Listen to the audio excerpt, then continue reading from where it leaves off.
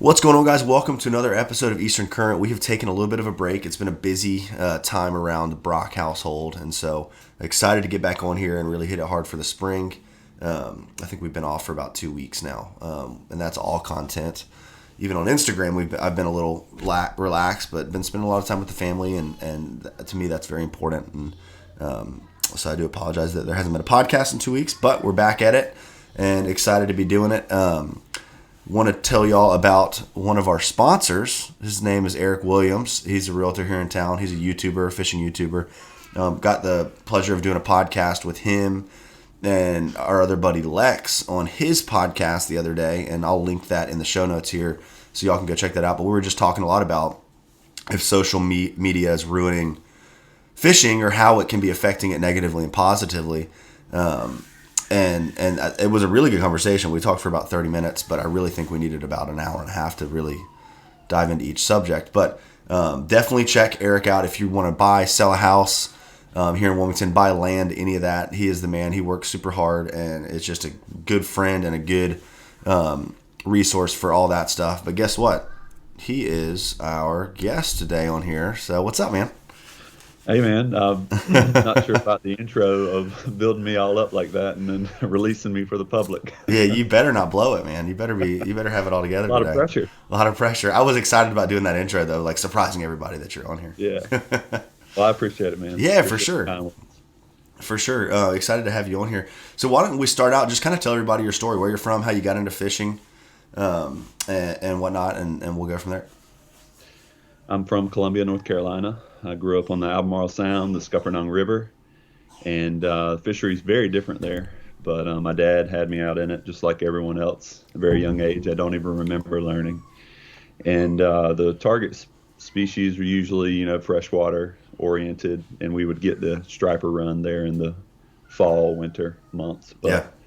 Very different. And I liked to fish quite a bit then, but something about moving to Wilmington and catching that saltwater bug changed things up for me. So I've been chasing saltwater fish, I guess, since roughly 2015, 16. Nice.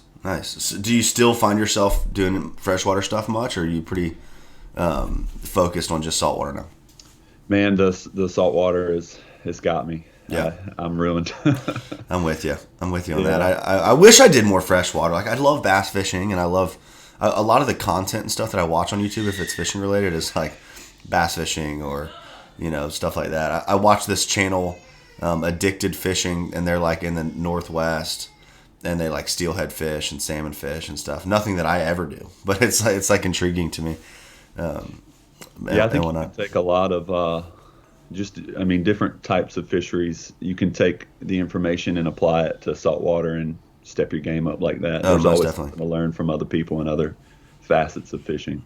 Most definitely. Like it's that's a whole podcast in itself. I was about to go down a rabbit hole bad right there, so I'm going to stop myself. But all right, so you've lived in Wilmington since about 2015, 2016. You've been fishing here that long? Cool. Yeah, so I went to grad school here and got my master's in education, and left for 2 years to be a teacher. So like I had a stint here in 14, 15. Gotcha. Left and then came back. Nice. So, and I knew I wanted to be back here eventually. I had to find the right teaching job. Yeah, definitely. So that's kind of how that worked out. But I was in Wilson, North Carolina for a little bit, then bounced to Atlantic Beach. I couldn't actually have a boat at my apartment complex, so that was a bummer, living at Atlantic Beach. But once I got back down here, that's when I wanted to get a boat that was kind of set up for this type of fishing. For sure. Well, that's a good segue into, I want to talk about your boat, and I think this is going to be a big part of our podcast. It's a smaller boat, and I remember we talked about it on a podcast one time. I think it was me and Zane, and we were like, it was super rough out there, and there was this little boat out there fishing and just totally handling what we were out there in.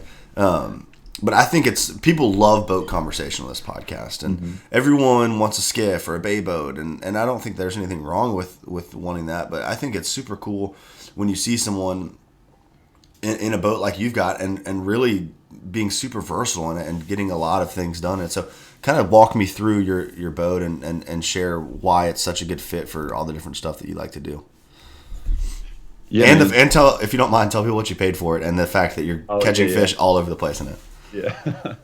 Yeah. So originally, I have a really good friend back in Colombia. He has a Winchester. It is the same hull as the River Ox, but the difference is the River Ox has the raised bow. Hmm. So I knew based on his boat that it would handle 3, 4 foot seas, no issue, Yeah, because we duck hunt in that. So my goal from the start was to find a River Ox, which is what my model is. yeah, It's a 1976, and it's a 16-foot boat. It's about 4 foot wide, but it does have the raised bow, and that allows me to be safe in the rough seas. right. It was originally planned for duck hunting, so I bought it for that, and then come to find out, I ended up commercial fishing for a little bit out of the boat. I had 200 crab pots that I would Did you? hand pull with that boat. Dang. Um, How long I did it could, take to set 200 crab pots out of the boat? Because you couldn't oh, carry it them would all at take once. 2 days. Really? So it was like you take out 15 or 20 at a time, Yeah, yeah. and that would be completely loaded down. But yeah, so I got it for hunting, and then it became my commercial fishing boat, and then eventually it tracks so well that I wanted to put a platform on the front, so I built the platform for it Yeah, so that I could saltwater fish off the front. yeah. That's sweet. And that's kind of how the transition happened. Is it has become my all-purpose boat. And originally I was looking for that hole, and I found one on Craigslist, and it was actually an estate sale. So I got my buddy who has the other model that is very similar, and I said, "Hey man, let's go check this boat out." And I ended up getting it for $600. That's awesome. And yeah, so the stern was rotted out and the back seat was rotted out. So I knew that I had to put some money into it, and ended up putting another trailer under it for $200. I put 1,900 in the stern and the seat in the back. So all in all, I've got under 3 grand in that boat motor. Nice. Hmm. I think I muted that. Did you hear the throat clearing there? I tried to mute Oh my yeah, mic. you're good, man. I muted it at the wrong time. I reached up there to try to do it. We need to tell everybody it's 7:51 right now. Yeah, it's So 7:51 in the morning. I'm still, my chest is still waking up. I got a little bit of a cold, and I'm trying. That was the second time I think I muted the mic wrong, so I apologize to everyone listening that just had to hear me clear my throat. But I'll try to not let that happen again. Yeah, that's so cool, man. That's such a cool little boat. That little bow platform's awesome as well, and I've seen you pulling around on that thing, and it does awesome. It does really good. The first boat that I pulled was a little duck boat.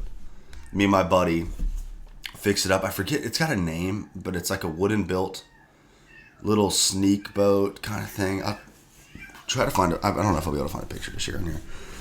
But we took like the floor of an old ladder stand, like metal grade. We'd pull around that thing in the summer barefoot, and you'd get off and your feet would have like the shape of like the metal on them. Oh, But we ratchet strapped that sucker to the back of the boat and fished that thing. I mean, it was awesome. And we got, we got everywhere we needed to be. And granted, I would love to still fish on that boat. I don't think clients would be stoked if they rolled up to the dock and I had that thing with the deer stand for a pulling platform. yeah. But it was definitely not a seaworthy boat. The bow was very low, like it would punch Mm-hmm. through boat wakes in the waterway. So you didn't want to do that. But yeah, that's super cool. I Yeah, forget. the I never intended to take it in the ocean. Yeah, Yeah, I bought it for the purpose of like, okay, these other things, and then I'm in Wilmington. I'm like, I'm going to learn the fishery. So realistically, it makes sense for me. I'm not from here. I don't know the waterway. Not jumping back in the past. So to have a $40,000 boat would not have made sense for me then, because I would have tore it up on oysters. right. So moral of the story for me was it made sense to have a cheaper boat that I'm not necessarily worried about, Definitely. keeping in pristine condition. Definitely. So that was the benefit for that. But yeah, I learned slowly with going out in the tides, going to the jetty. Like that was step one, and then I got comfortable at the jetty, and then once I learned the conditions that would allow me to get out and run the beach, like now, I may get a week or probably a week out of every, I don't know, month, 2 months, where we get a few good days, Yeah, definitely. and then I try to capitalize on that. So Definitely. yeah, I'll take it to 3.5 miles. That's about the furthest I've gone out in it. Yeah. I mean, if Elias can do it on his kayak, we can do it on a small That's boat. that's true. That's true. But he Um, also has turbo mode on that kayak, so yeah, he he can does get have in pretty turbo quick. mode. He does have turbo mode. He was telling me the other day that they're coming out with you know how like the electric bikes now are like pedal assist, so like as you pedal, the speed builds up. He was saying they're doing that with a kayak now, so you'll Yeah, have that's a gonna longer be, range and faster, which will be super cool. Totally different topic as well. Um, yeah. what would you say that boat is best for, as far as the types of fishing you like to do? Where do you feel like it really shines, and you know, fisheries that you like to pursue? Well, I'd say it's a perfect inshore boat. I mean, I when I got the boat, it wasn't necessarily because it didn't have the platform. So once I built the platform for the front, and I literally just got a trolling motor. Shout out to Roger Jones for getting me the Nice. setup. But yeah, I just got a trolling motor for it, so now I have spot lock. So Heck I yeah. think I'm really going to excel when I can get out there in the warmer months and hit shorelines and target areas that are high current that I'd have to anchor in the past. Yeah. So slowly the boat has transformed into a fishing machine for Yeah, me. that's awesome. So that I think it'll do the best in that situation. I have that's a conversation that comes up a lot, is like power pole or trolling motor. And I always tell people trolling motor because you can do two things. I mean, you can't anchor without noise with a trolling motor, but the ability to be able to spot lock and especially make small moves, like going out to the Liberty ship and setting up to bottom fish on the Liberty ship with an anchor. You know, it's a lot of work once you get hung and you're kind of in the right spot. Making a 5 foot move just doesn't quite seem worth it. So maybe you grind out more time in an area. With the trolling motor, you can just slide over 5 feet and be on the same bottom like that, you know, super quickly. And I think that's what's so cool about the trolling motor, is the ability to make those small moves but stay stationary, if that makes sense. And especially trout fishing inshore as well. Kind of same idea. Yeah, that's been the tough part for me is the past few years is just every time I move, I'm making a ton of noise. Yeah. And then you got to sit there for 10 or 15 minutes because you just blew everything out and you got to wait for everything to settle. And I'm excited about taking it to the next level. Right. But it is ironic that the trolling motor is literally more money than the boat was. Yeah, that is ironic. Oh, that's funny. That sounds about right, though. Golly, Yeah. it's crazy. I swear I used to be able to like get a trolling motor and get it installed for like $1,000. Now it's like by the time you get a trolling motor and get it installed, it's like $2,500. I feel like. Man, mine just cost me 3 grand and I put it in myself. Did you really? Yeah, Golly. it was like an extra $600 install. So I was like, I'll figure it out. Yeah, that is nuts. Yeah. That's nuts.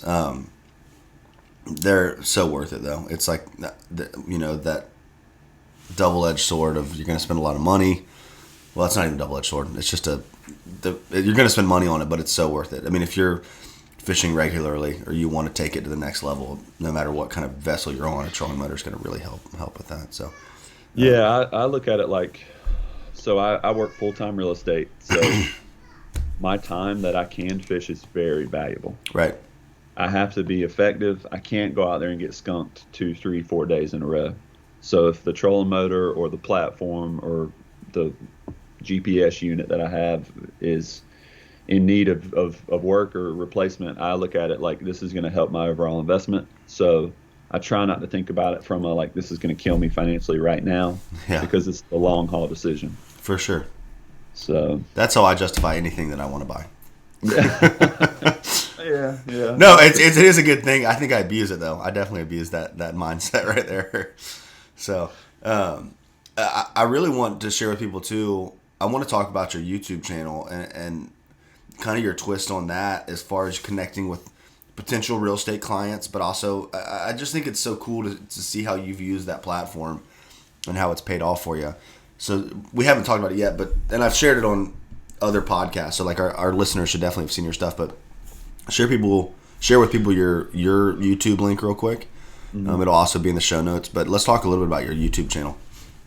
Yeah, it's Eric. You can look me up, Eric Williams Fishing. I've been doing it for almost 2 years now. It'll be 2 years in like June or July. But originally, there was not necessarily a plan in place. It was COVID happened, and I didn't have any real estate business going on for like 6 months. The economy kind of collapsed, I had just switched jobs. I was full-time land broker. I had transitioned to working for Nest Realty here in town, and my goal was I'm going to take what I already know in land, and now I'm going to add on to that and do residential as well. Yeah. So COVID happened. I had just hired on at Nest in February. I think COVID happened at the end of March, early April. Mm. So literally sitting at home, like, I'm going fishing. I got nothing to do. Right. So and I've always been a big fan of Elias, Angler Up with Brant. Um, Sorry, I just had a message come through. Oh, you're good. You're good. Shut that down. Y'all can probably hear my son screaming in the kitchen. Yeah, so I've been a fan of Elias, Angler Up with Brant. There's a whole slew of fishing people that I always enjoy watching. And I said, well, I'm fishing all the time. Why don't I start recording and let's try it? So I had a GoPro 4 at the time. I took it out. It was my buddy's GoPro 4. He was like, I'm not using it. You borrow it. So I took it out, and I think I made a redfish video on like one of my first times on the jetty. That's awesome. And like at that point, like I didn't realize that I would enjoy chasing the footage as much as I enjoy chasing the fish. Yeah. And I was hooked at that point. I made a video, like I've always recorded music and done different types of editing, so it was like a natural transition into making the videos. And the goal was, if I'm already spending all this time fishing, why don't I try to use it as a way to meet people in real estate? Yeah. So that was the goal from the start, was like show people what I love, connect with people that also love the same thing, and use it as a way to not necessarily generate income, but supplement my time. Definitely. Make the time a little bit more worth it. Yeah. You know, or potentially way more worth it, you know, but at least and you've already made some connections on some clients and sold some houses that way, which is so cool. Yeah, I think that's super neat. And I think you're starting to see people using YouTube and other platforms in that way too, building relationships, connecting with people through a mutual interest, and then, you know, providing something for them as far as a real estate or, you know, other types of. There's one other dude that I watch. He builds these jet boats, but he also builds custom tables. So he's like he's like has this big following of people that watch his like jet boat videos, and jet boat I mean like river boats with like a jet lower unit. And he's like this redneck, but builds these beautiful custom tables. And I actually found him. I love jet boat videos and whatnot. And actually, there was some other jet boat guys, but I found him looking at custom tables, and found out that he had this YouTube channel. But I guess most of everyone finds him the opposite way.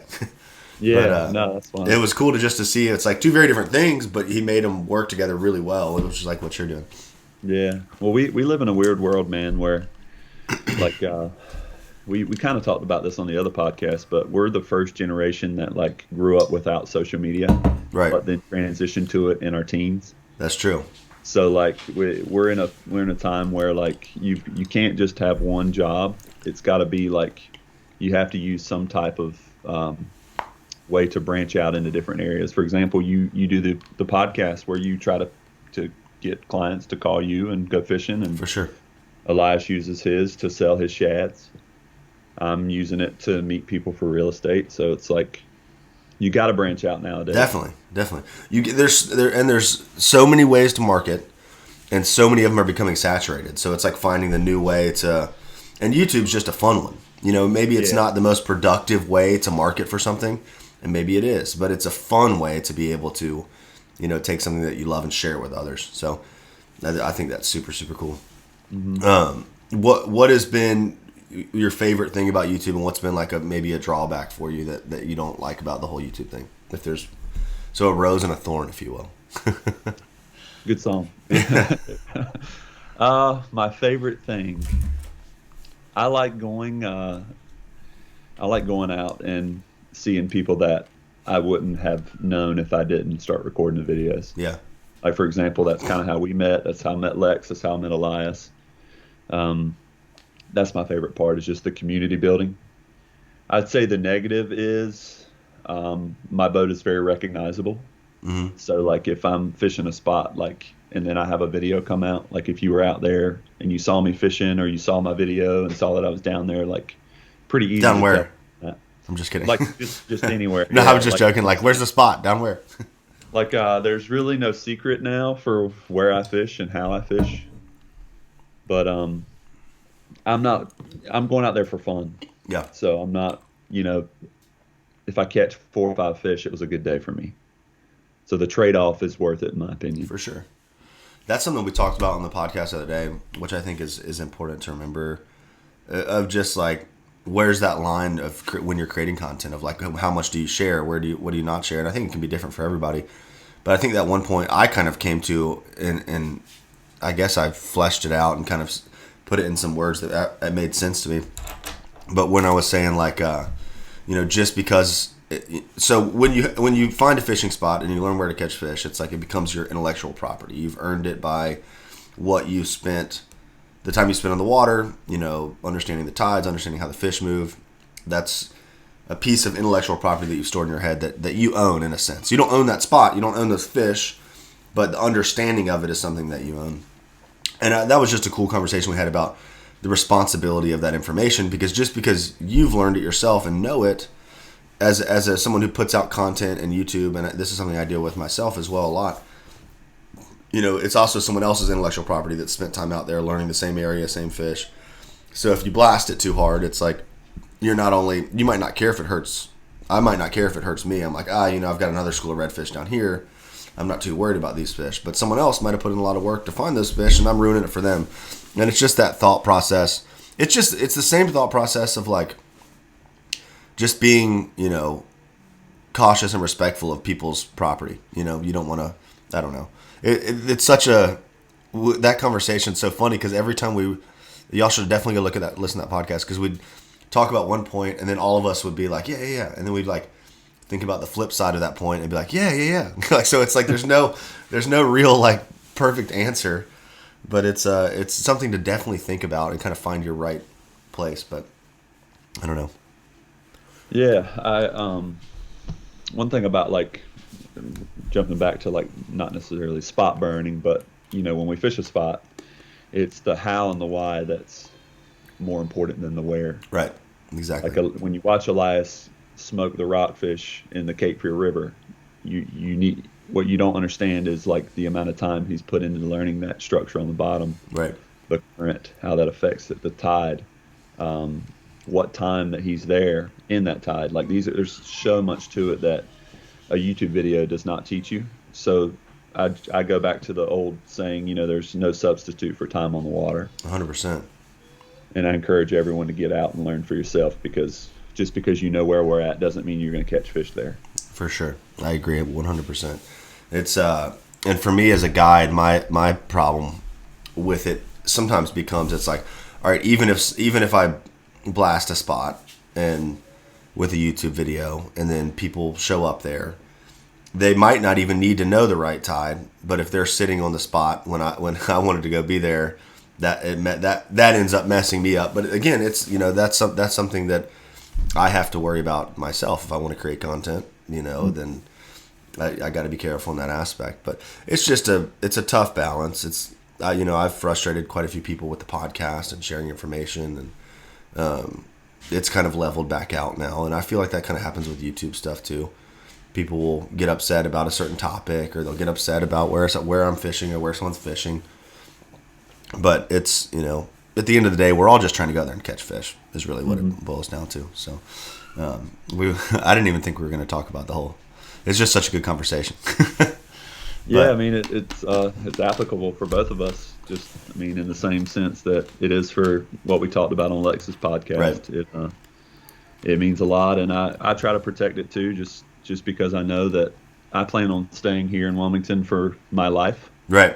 So the video that I make today is going to affect me in 10 days, or not 10 days, 10 years. Yeah, definitely. So we have to be careful with that. For sure. It's awesome to see so many people out on the water fishing, but I think the big thing that we boiled back down to the other day was conservation. Like, that needs to be on the forefront of everyone's mind, is conserving these fish, because, even if everyone's catch and release right now, the amount of redfish that we have around are still not enough to go around as far as just being happy fish that want to eat. At least this winter. Like, it's there's so many people targeting wintertime redfish now, and we just don't have enough for there to be happy schools everywhere. So we just need to focus on how we can, hopefully get more. Excuse me. I will snug up more redfish in the marsh. So, and I don't know much about it all. This is something I actually had a long conversation about the other day. Charleston has a pretty big stocking program for redfish. They're actually stocking redfish in the marsh down there.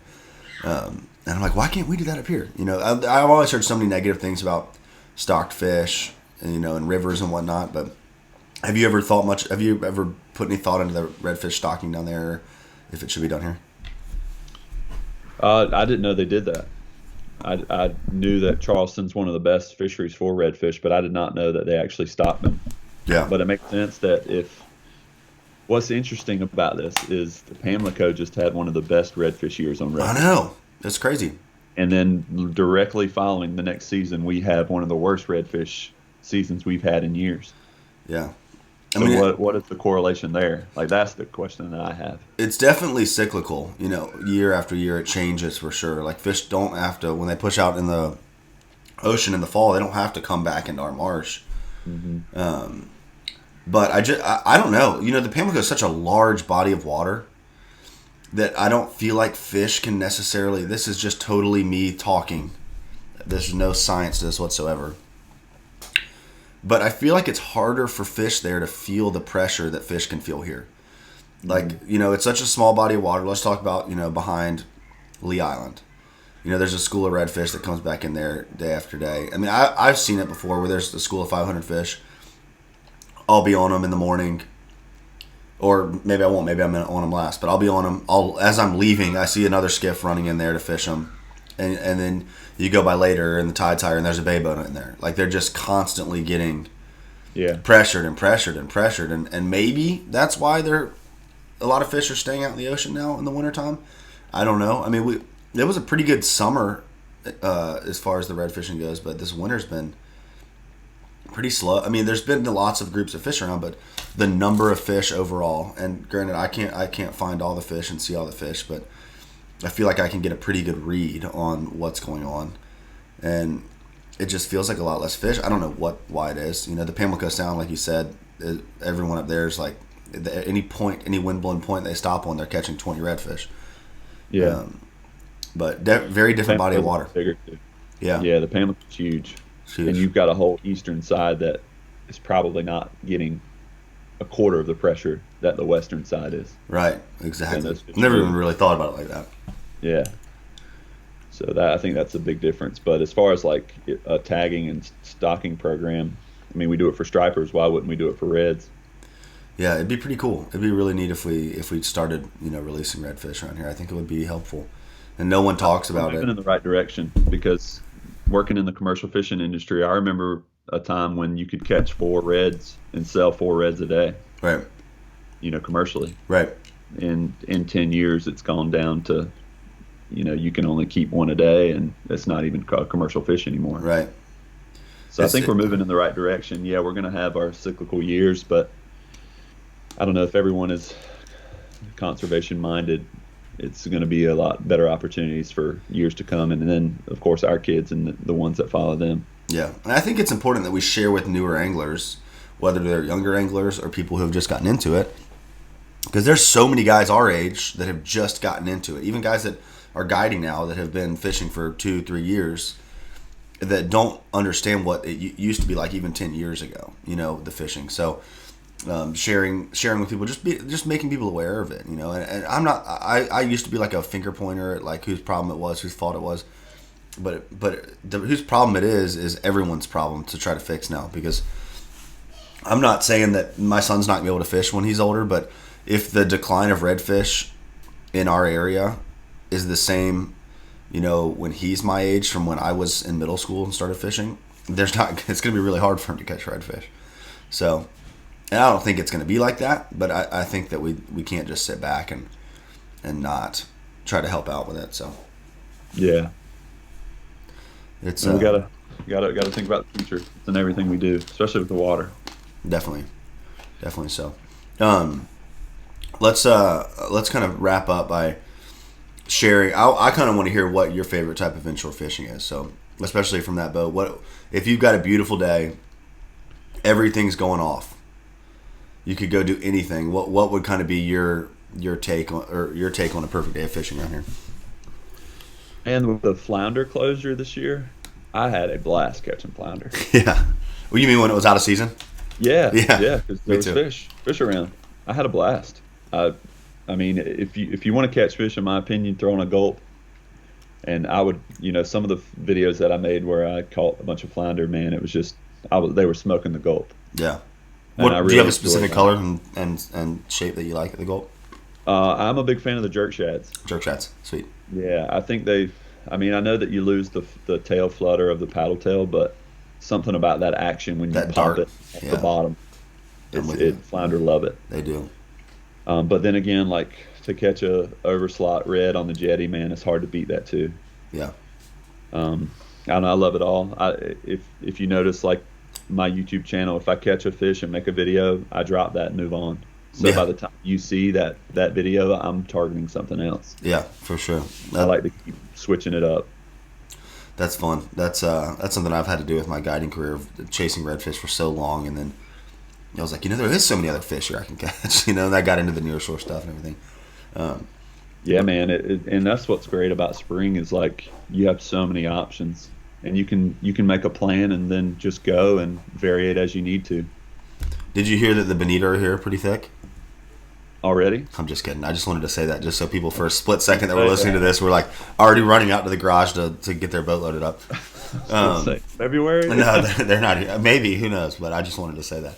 I know that's the cool thing about this time of year is this in the fall, like real versatile times a year. You can go target couple different types of fish. I'm about to throw up on this candy cane about choked on it. Um, but it's a cool time of year for sure. But guys, definitely go check out Eric's YouTube channel. Like I said, I'll have it linked in the podcast show notes and the YouTube description. Great dude. Give him a call if you're interested in selling and buying land or a house or commercial property or anything like that. I promise you, if you have a 5-minute conversation with him, that you'll love him. And now you probably don't have to have a conversation with him because I just had a conversation with him for you. But man, thank you so much for coming on. We're going to do another podcast with Lex next week and talk about some similar stuff and some different stuff. So stay tuned for that. But guys, thank you all so much as always. If you do enjoy this content, go check out our Patreon page. I'll have that linked as well. We've got extra content over there. And hope y'all are out there catching some fish. We'll talk to you soon. Later. Thanks, man. Thank you.